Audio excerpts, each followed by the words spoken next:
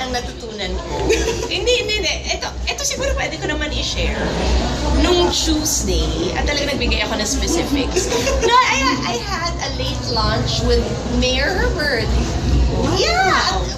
Kasi parang napag-usapan namin lahat ng kapalpakan, pagkakamali, and all. And the one thing from that lunch that came out of it was that we both realized if you want a relationship, I'm not talking about him kasi nasa friend zone na kami. Pero kung gusto mo talaga na magka-chance, you keep it to yourself, lalo na when you're public.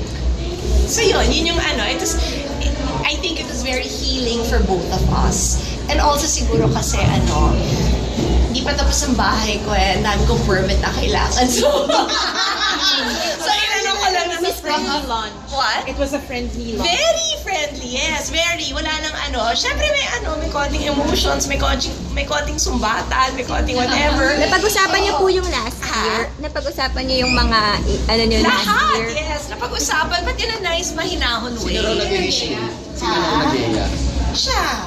Siya kasi sinabi ko lang na he knew what I've been going through professionally.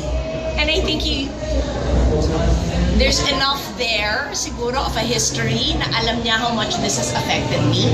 So sabi niya, kailangan ba nung makikinig?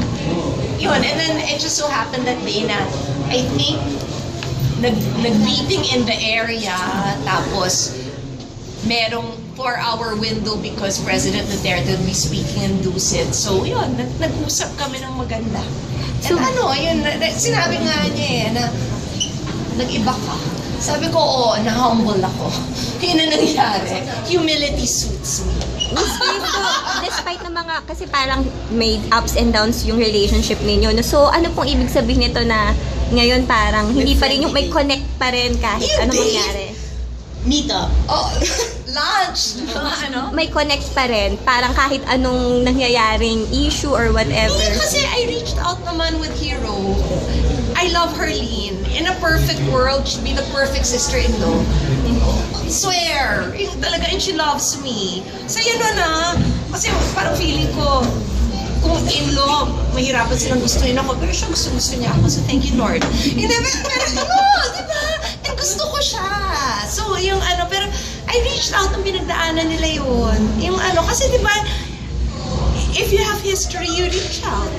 And yun nangangamusta. And then kasi he knew na we moved out of QC, we're now in Makati, we're still waiting for our QC house to finish, na hopefully by May matapos na talaga. So, siguro okay kasi tapos na yung lahat nung sisihan. Ikaw kasi, yung mga ganon. And yun, parang nag-mature na kaming dalawa enough to realize, uy, pwede tayo maging friends.